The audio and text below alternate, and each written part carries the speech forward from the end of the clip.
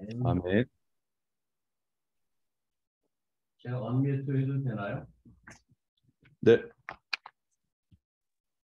기도하고 말씀 보겠습니다. 하나님 감사합니다. 오늘 귀한 거룩한 날 허락하시고 또 함께 앉아서 말씀 봅니다.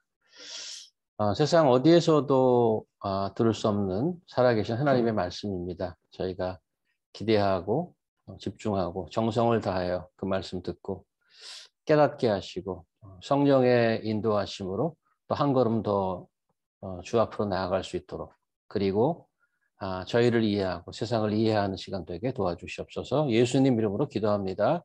아멘. 안녕하세요. 원래는 오늘 이 시간에 제 모습도 이렇게 단위에 서서 이렇게 해야 되는 건데, 오늘 리허설은 잘한 것 같습니다. 어쨌든 저희 예상대로 리허설을 장소에서 리허설 하지 못하고 커뮤니케이션이 좀 잘 안 되었던 것 같은데요. 오히려 이렇게 해서 뭐 실제로 다음 주부터는 문제없이 잘 진행되리라고 기대를 하고요. 저희는 말씀을 보도록 하겠습니다. 제가 쉐어 스크린 하겠습니다.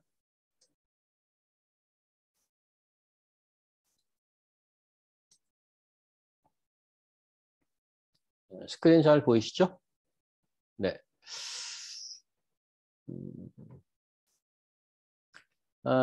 오늘 이야기는 잠깐만요.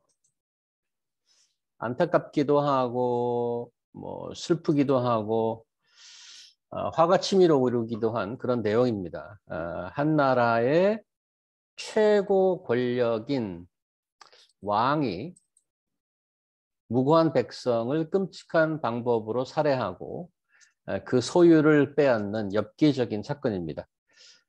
이스라엘의 왕 아합은 이스르엘이라는 곳에 별장이 있었습니다. 여기 지금 지도가 보이시죠? 엘리야가 여기 지금 사마리아가 여기고요. 그다음에 조금 위쪽으로 가면 제즈리엘 이렇게 되어 있는데 이스라엘이라는 곳, 여기에 별궁이 있었습니다.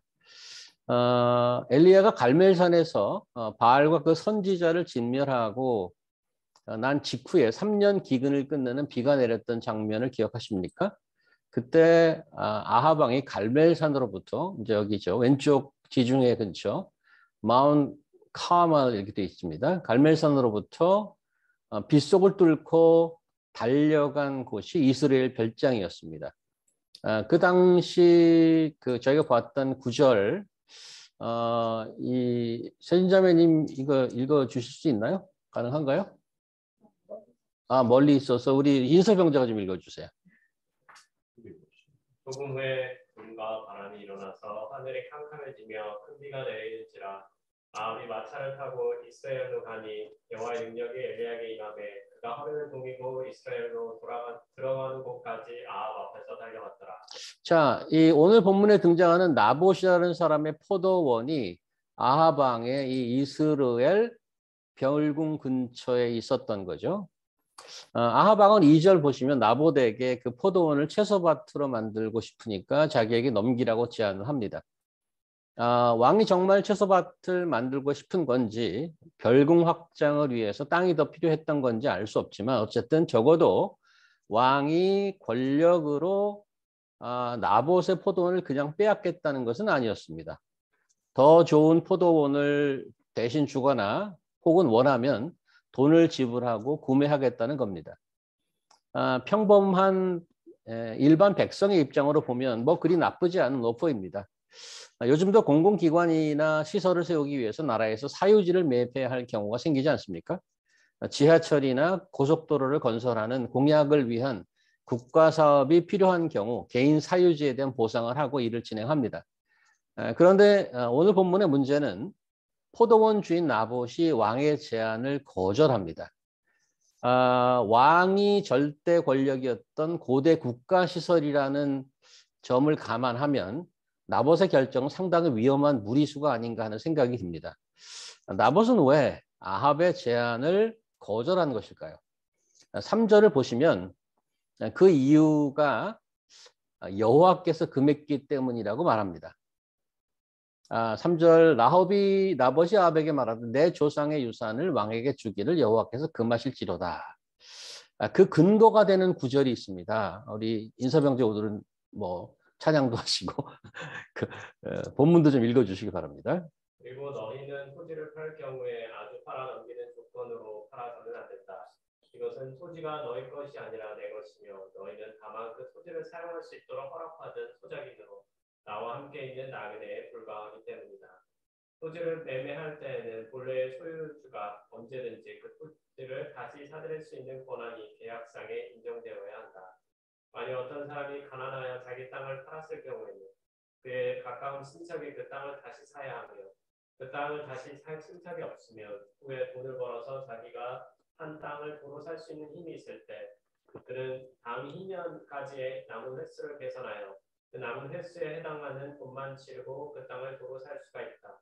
그리고 그가 판 땅을 다시 살 힘이 없으면 그가 자기 땅을 돌려받을 수 있는 희년까지 기다려야 한다. 자, 지금 레위기에 보시다시피 나봇이 왕의 제안을 거절한 것은 어떤 개인적인 이유가 아니고 하나님의 율법 때문입니다. 그들이 살고 있던 약속의 땅은 하나님의 언약에 따라서 모두 다 받은 것입니다. 이렇게 조상 때부터 물려받아서 내려온 땅은 매매가 금지되어 있습니다. 하나님께서는 특별히 토지는 하나님의 것이라는 점을 분명히 했고 그 가르침을 통해서 이스라엘 백성들은 주인의 땅을 경작하는 소작인이고 그들의 존재는 나그네라는 점을 재차 강조하고 있습니다. 가난이 극심해서 돈을 마련하기 위해 부득이하게 팔게 될 경우를 언급하고는 있습니다만은 이게 지금 나봇의 경우에는 해당되지 않는 것이었습니다. 자, 그 나봇이 왕의 제안을 거절했는데 왕의 반응은 어떻습니까? 아합이 나봇의 거절의 이유를 깨닫고 이해했나요? 4절 보시면 이렇게 되어 있습니다. 이스라엘 사람 나봇이 아합에게 대답하여 이르기를 내 조상의 유산을 함께 줄 수 없다 하므로 아합이 근심하고 답답하여 왕궁으로 돌아와 침상에 누워 얼굴을 돌리고 식사를 아니하니. 아합의 성격을 짐작할 수 있는 장면이죠. 아합은 악한 왕으로 정평이 나 있지만 성격은 대단히 소심하고 좁은 자였습니다. 지난 시간 아람과 전쟁에서 이기고 나서 아합이 적국의 왕 벤하댓을 풀어주지 않았습니까? 거기에 대해서 선지자가 와서 지적하고 심판을 예고했더니 그 말에 마음이 상해서 돌아섰던 것을 기억하시죠? 자, 이 구절인데 인서병제님. 그가 급히 자기의 눈을 가릴 수건을 벗으니 이스라엘 왕이 그는 선지자 중에 한 사람인 줄을 알아본지라. 그가 왕께 아뢰되 여호와의 말씀이 내가 멸하기로 작정한 사람을 내 손으로 놓았은즉 내 목숨은 그의 목숨을 대신하고 내 백성은 그의 백성을 대신하리라 하셨느니라. 이스라엘 왕은 마음이 상하여 화를 내면서 그의 왕궁으로 돌아가려고 사마리아에 이르니라. 자, 선지자에게 야단 맞고 마음이 상하여 화가 나서 돌아갔다고 되어 있는데 오늘 본문 4절에 여기 지금 4절에 근심하고 답답하여 여기가 영어로 sullen and angry입니다. 똑같은 표현입니다. 나봇이 거절한 이유를 이해하려 하기보다는 생각대로 안 된 것 때문에 마음이 상한 것입니다. 그래서 이 4절 장면을 상상해 보면 좀 웃음이 나오지 않습니까? 어린아이가 원하는 것을 갖지 못해서 삐져서 밥도 안 먹고 방에서 안 나오는 그런 모습입니다. 아내 이세벨이 자초지종을 물어보니까 왕이 그럽니다. 야, 나봇이 포도원 안 판대 씨, 뭐 이런 식이에요. 왕비가 듣고 기가 막혀서 이렇게 말하죠. 7절 보시면 아니 그것 때문에 지금 밥 안 먹고 그러는 거예요? 당신 지금 이 나라의 왕 아니야? 일개 포도원 지기 하나 어떻게 하지 못하고 지금 그러고 방구석에 박혀 있는 거야? 답답해 미치겠군. 일어나 진지 드시고 마음 푸시라고요. 제발. 포도원 일은 내가 해결해 줄 테니까. 오늘 후반부 이야기는 보시다시피 끔찍한 일이 벌어집니다. 이세벨은 공권력을 동원해서 나봇에게 정치, 종교적 누명을 씌워서 공개 처형을 시키고 결국 포도원을 빼앗고 맙니다. 아내가 벌인 대형 사고에 대해서 남편 아합은 어떤 반응을 보였나요? 아니 여보 이게 무슨 일이야? 사람을 그렇게 끔찍하게 죽이고 그럴 필요는 없었잖아? 그랬나요? 16절, 지금 마지막 절 보세요. 아합은 나봇이 죽었다 함을 듣고 곧 일어나 이스라엘 사람 나봇의 포도원을 차지하러 그리로 내려갔더라. 마치 기다렸다는 듯이 쪼르르 나봇의 포도원으로 달려가는 모습입니다. 실제로 폭력을 휘두른 자보다 이게 더 무섭고 잔인하고 사악해 보입니다. 자, 이게 오늘 본문 이야기입니다. 정말 오랜만에 우리 모여서 첫 대면 예배를 준비하는 시간인데 슬프고 화나는 내용이라 좀 마음이 그렇습니다. 하지만 성경의 모든 말씀은 하나님께서 그의 백성들에게 필요한 말씀이기에 주신 것입니다. 우리는 말씀을 통해서 애써서 그분의 뜻과 의미를 찾아야 하겠고 또 우리가 살고 있는 21세기에 우리에게 적용해야 할 부분도 깊이 생각해야 되는 과제가 놓여 있습니다. 이미 언급드렸습니다만 고대 시대 분위기를 보아서 나봇이 왕의 제안을 거절한 것은 결코 쉬운 일은 아니었을 것입니다. 그런데 왜 어떻게 나봇은 그런 결정을 내린 것일까요? 이유는 단 한 가지잖아요. 나봇은 자신이 살고 있던 세상 나라에서 최고 권위인 왕보다 하나님의 말씀을 더 높은 권위로 믿고 살았습니다. 그렇게 사는 길이 옳은 길이고 그렇게 사는 것이 바른 길이라고 믿었습니다. 그가 아합을 만나기 전까지는 그런 삶에 큰 문제는 없었습니다. 매일 포도원을 경작하면서 그게 노멀 라이프로 알고 살아왔습니다. 그런데 아합이 이스라엘 나봇의 포도원 옆에 별궁을 마련하면서 삶이 바뀌었죠. 아합은 그의 포도원까지 탐냈습니다. 왕의 제안을 거절했습니다. 갑작스럽게 비극이 찾아옵니다. 끔찍하게 죽임을 당해야 했습니다. 여기에 우리의 딜레마가 있습니다. 하나님의 말씀을 따라 사는 것은 옳은 일이고 좋은 일인데 그렇게 산 결과가 끔찍하고 억울한 죽음이라니. 말이 됩니까?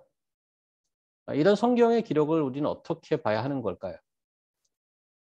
이런 생각도 듭니다. 나봇이 그냥 왕에게 팔고 다른 곳에 가서 사는 게 잘못인가? 그렇게 잘못인가? 만약에 나봇이 포도원을 아합에게 넘기고 다른 곳으로 이사 갔다면 이번엔 하나님이 벌을 내려서 나봇을 죽일 것인가?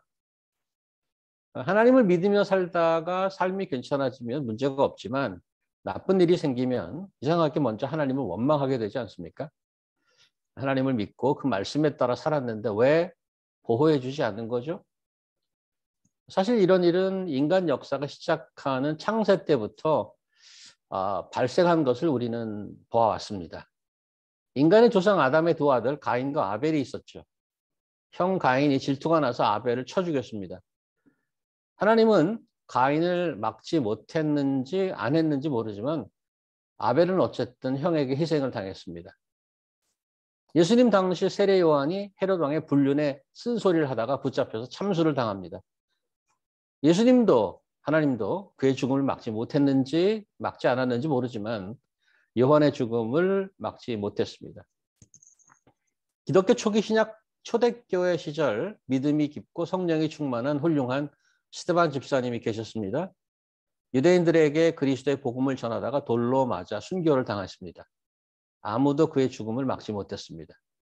누구보다 열심으로 하나님의 말씀을 따라 열심히 정직하게 최선을 다해 살았는데 돌아오는 것은 억울한 죽음. 누가 하나님을 믿겠습니까? 하나님이 존재하기는 하는 건가요? 그렇다고 무고한 자들을 죽음으로 몰아가는 왕이나 권력자들이 잘했다는 것은 물론 아니죠. 순진한 백성이 하나님의 말씀에 따라 왕의 요청을 거절했다고 아무렇지도 않게 자기 백성을 죽이는 이게 한 나라를 다스리는 왕의 모습입니까? 이런 일뿐이겠어요? 세상에 억울한 일이 한두 가지인가요? 억울해서 화병에 죽은 사람이 얼마나 많겠습니까? 도대체 세상에 정의는 있는 것일까? 하나님은 계시는 것일까? 이런 근본적인 질문이 끊임없이 우리 머릿속으로 쏟아집니다. 세상에서 벌어지는 이런 억울하고 끔찍한 일들을 성경이 결코 모르지 않습니다. 결코 외면하지 않습니다. 한두 개의 말씀을 보도록 하겠습니다. 인서명. 사랑하는 자들아 너희를 연단하려고 오는 불시험을 이상한 일 당하는 것 같이 이상히 여기지 말고 오히려 너희가 그리스도의 고난에 참여하는 것으로 즐거워하라. 이는 그의 영광을 나타내실 때에 너희로 즐거워하고 기뻐하게 하려 합니다. 하나 더 봅니다. 나의 교훈과 행실과 의함과 믿음과 오래 참음과 사랑과 인내와 박해를 받음과 고난과 또한 안디옥과 루스드라에서 당한 일과 어떤 박해를 받은 것을 내가 과연 보고 알았거니와 주께서 이 모든 것 가운데서 나를 건지셨느니라. 무릇 그리스도 예수 안에서 경건하게 살고자 하는 자는 박해를 받으리라. 아니 우리에게 왜 억울한 일이 생깁니까? 이렇게 질문했더니 성경의 답은 오히려 하나님을 믿고 산다는 것은 고난의 삶이라고 대놓고 말합니다. 살다가 고난이 올지도 모른다가 아니라 크리스찬으로 산다는 것은 고난이 패키지로 같이 들어온다고 말씀합니다. 아니 그러면 누가 크리스찬으로 살려고 하겠어요? 그래서 이런 얘기들은 교회에서 잘 안 한단 말이죠. 요즘 어디나 유저 프렌들리가 되려고 애를 쓰기 때문에 고객들의 필요를 잘 알아서 서빙해야 됩니다. 그래서 기독교 내 일부 교회의 메시지는 healthy, wealthy and prosperous gospel. 예수 믿으면 건강해지고 부자 되고 성공한다는 거죠. 정말 굿뉴스가 아닐 수 없습니다. 저도 성경에서 그런 메시지를 좀 발견하면 좋겠습니다. 오늘 같은 메시지 때문에 정말 가슴 아픈 얘기를 또 같이 나누지 않습니까, 지금? 제가 눈이 없는지 실력이 없는지 좀처럼 그런 굿뉴스는 발견하기가 참 어렵습니다.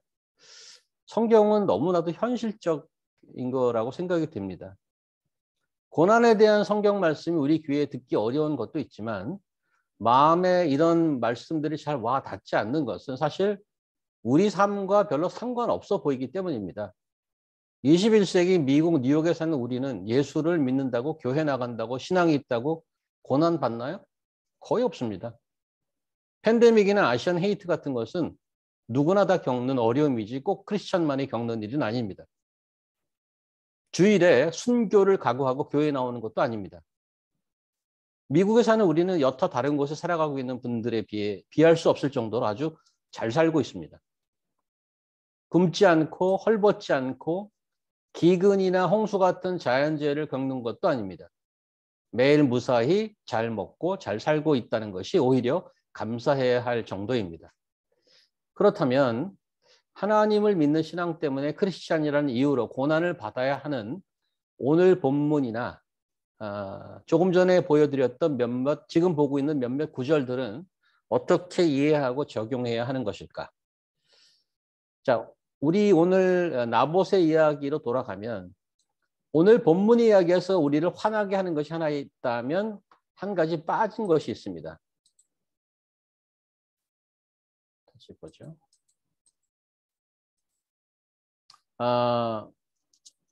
이미 말씀드린 하나님께서 나봇의 참사를 막아주지 않았다는 점이죠.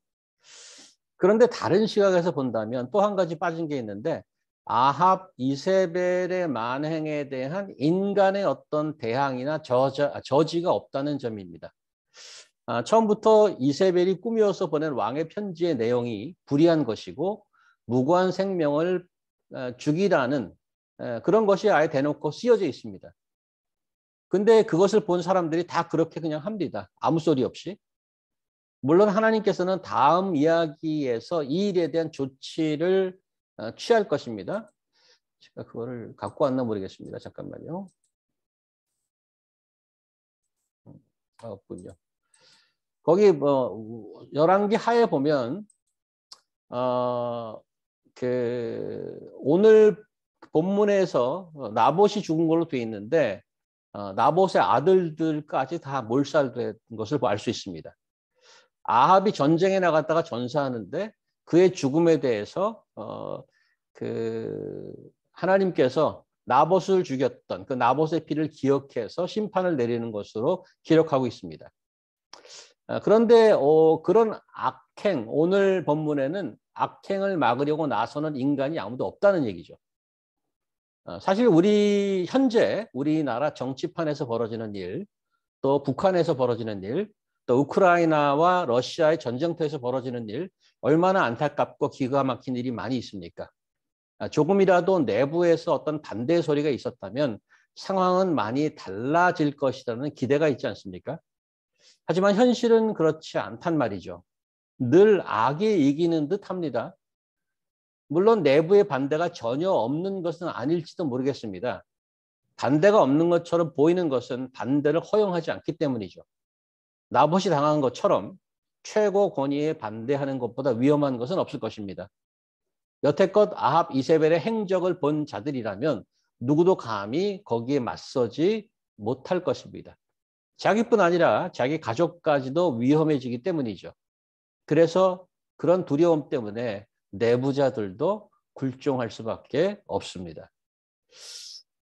자, 이런 일이 실제 우리에게 벌어지면 어떻게 할 것 같습니까? 이렇게 고난받아야 하는 상황이 생기면 어떻게 하겠습니까? 예수께서는 이미 이런 것을 미리 알고 계셨고 스스로 경험하시고 제자들에게 경고와 격려를 동시에 말씀해 주셨습니다. 자, 우리 이서병님. 또 너희가 나로 말미암아 총독들과 임금들 앞에 끌려가리니 이는 그들과 이방인들에게 증거가 되게 하려 하시니라. 너희를 넘겨줄 때 어떻게 또는 무엇을 할까 무엇을 말할까 염려하지 말라. 그때 너희에게 할 말을 주시리니 말하는 그는 너희가 아니라 너희 속에서 말씀하시느니 곧 너희 아버지의 성령이시니라. 장차 형제가 형제를 아버지가 자식을 죽는 데에 내주며 자식들이 부모를 대적하여 죽게 하리라. 또 너희가 내 이름으로 말미암아 모든 사람에게 미움을 받을 것이나 끝까지 견디는 자는 구원을 얻으리라. 그들을 두려워하지 말라. 감추인 것이 드러나지 않을 것이 없고 숨은 것이 알려지지 않을 것이 없느니라. 내가 너희에게 어두운 데서 이르는 것을 광명한 데서 말하며 너희가 귓속말로 듣는 것을 집 위에서 전파하라. 몸은 죽어도 영혼은 능히 죽이지 못하는 자들을 두려워하지 말고 오직 몸과 영혼을 능히 지옥에 멸하실 수 있는 이를 두려워하라. 예수 믿고 건강해지고 부자 되고 성공하면 좋겠습니다. 안타깝지만 여태까지 저의 경험과 저의 배움과 저희가 본 성경 말씀에 의하면 그것은 가짜 복음입니다. 여러분이 그것을 확인해 보고 싶으면 8월에 뉴욕에 집회가 하나 있다는 것을 우연히 발견했습니다. 거기 가셔서 확인할 수 있습니다. 여기가 어딘지 아십니까? 여기 뉴욕은 아닙니다. 여기는 텍사스 휴스턴인데요. 레이크우드 처치라는 교회입니다. 엄청나죠? 교회? 이 얼마나 모였을까요? 이분이 담임 목사님이십니다.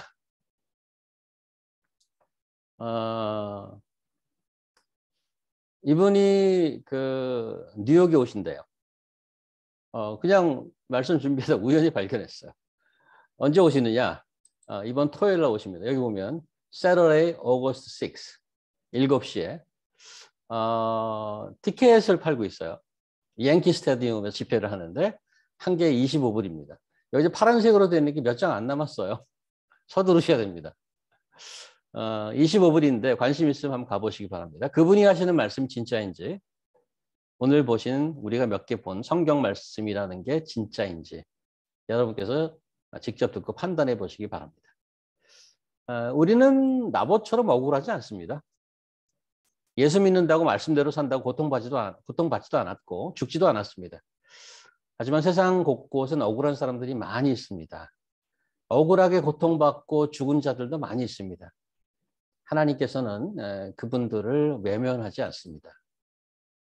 인사병님.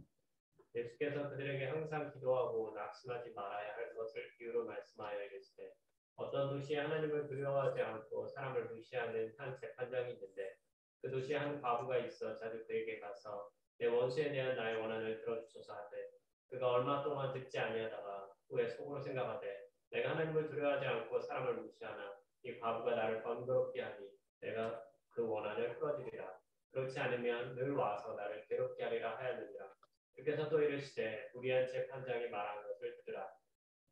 하물며 하나님께서 그 밤낮 부르짖는 택하신 자들의 원한을 풀어주지 아니하시겠느냐. 그들에게 오래 참으시겠느냐. 내가 너희에게 이르노니 속히 그 원한을 풀어주시라. 그러나 인자가 올 때에 세상에서 믿음을 보겠느냐 하시니라. 과부의 간절한 소원이 무엇이냐고요? 억울한 일을 당했어요. 원한을 풀어달라는 겁니다. 이게 4번이나 반복되고 있어. 원한을 풀어달라고.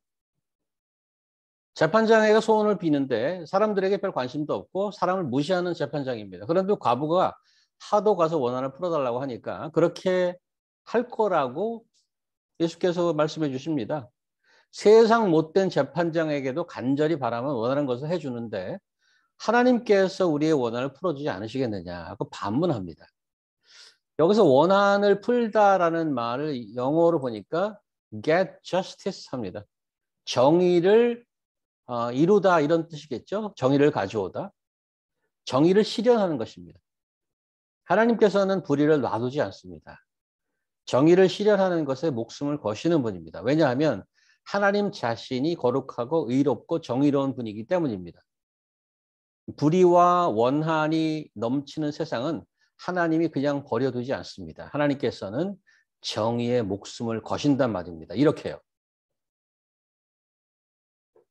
대제사장들과 온 공회가 예수를 죽이려고 그를 칠 거짓 증거를 찾으매 거짓 증인이 많이 왔으나 얻지 못하더니 후에 두 사람이 와서 이르되 이 사람의 말이 내가 하나님의 성전을 헐고 사흘 동안에 지을 수 있다 하더라 하니 대제사장이 일어나서 예수께 묻되 아무 대답도 없느냐 이 사람들이 너를 치는 증거가 어떠하냐 하되 예수께서 침묵하시거늘 대제사장이 이르되 내가 너로 살아계신 하나님께 맹세하게 하노니 내가 하나님의 아들 그리스도인지 우리에게 말하라. 예수께서 이르시되 너가 말하야 되니라.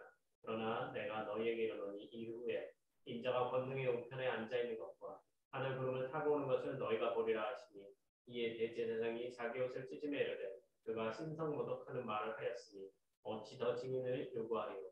보라 너희가 지금 이 신성모독하는 말을 들었다. 너희 생각은 어떠하냐 대답하여 이르되 그는 사형에 해당하니라.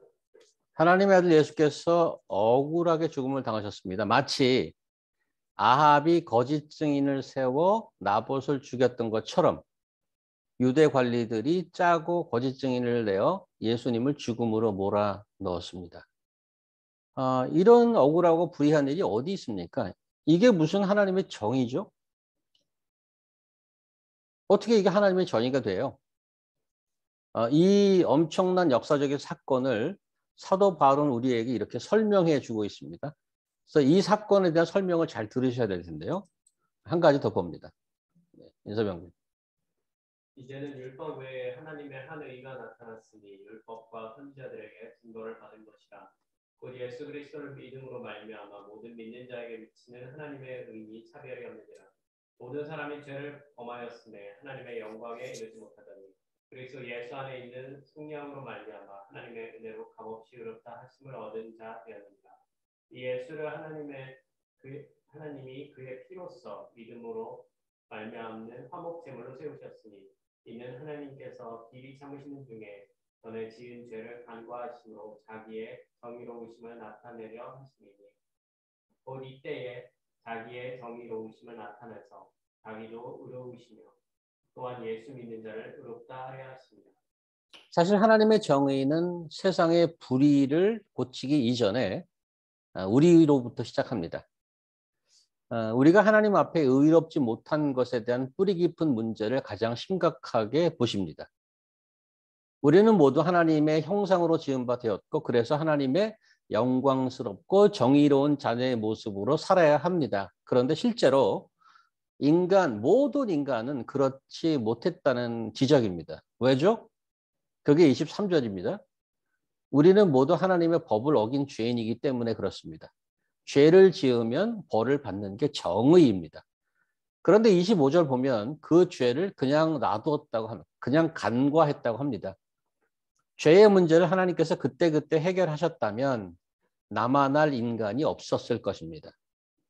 하나님의 은혜와 사랑으로 예수님이 대신 우리의 죄값을 받으시고 우리를 다시 의로운 자로 만들어주신 것입니다.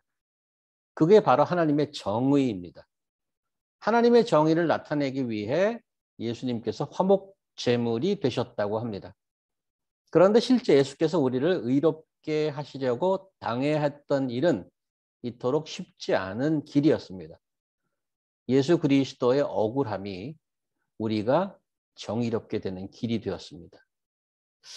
자, 우리가 이제 예수 그리스도의 희생의 피로 말미암아 정의로운 자가 되었다면 그게 끝이 아닌 것입니다. 현재 이 땅에서 우리가 여전히 불의하고 억울함을 당하게 된다면 아들을 보내시기까지 끝까지 정의를 보여주신 하나님을 믿고 견디는 자가 되어야 할 것입니다. 내가 억울한 일을 당할 때 견딜 수 있는 힘은 나를 대신해서 억울한 일을 당하고 십자가에서 나를 구원해 주신 그리스도 안에 있습니다. 그런데 사실 계속 말씀드리지만은 현실에서 우리는 그렇게 많이 억울하지 않습니다. 오히려 이 세상에서 불의하고 억울한 일을 당하는 이웃들에게 더 주목해야 할 것입니다. 나 먹고 살기도 바쁜 세상인데 어떻게 남 일까지 챙겨줄까 하는 생각이 들지도 모르겠습니다. 억울해지지 않도록 방어막을 잘 치고 살아서 거의 억울한 일을 당해본 적이 거의 없고, 그렇지 않아도 위험한 세상인데 나 잘 챙기고 나라도 괜찮게 살다 가면 그만 아닌가 하는 생각이 들지도 모르겠습니다. 이런 그림 혹시 보셨나 모르겠습니다. 2차 세계대전 당시 활동하던 오스트리안 작가 이보 살리거라는 분의 저스티스라는 작품입니다. 애칭 작품이라고 합니다. 그림 제일 뒷배경에 법을 상징하는 이가 치우치지 않게 법 집행을 한다는 의미로 눈 가리기를 하고 한 손에는 칼을, 한 손에는 저울을 들고 있습니다. 그림 아래쪽에는 사람들의 손가락이 보입니다. 무릎을 꿇고 있는 자가 그들을 보고 두려워 떨고 있는데 중간에 검정색 옷을 입고 있는 자가 그를 보호하고 있습니다. 정의란 법에만 맡겨두어도 안 되고 사람들 손에 두어도 위험하다는 점을 암시하고 있습니다. 이 두려움에 떠는 이가 가장 필요한 것은 그가 의지할 자입니다. 그의 곁에서 그를 보호하고 변호해 줄 사람이 필요합니다. 여러분 주위에 아는 분이 혹은 이웃들 한번 기억하고 돌아볼 수 있길 바랍니다.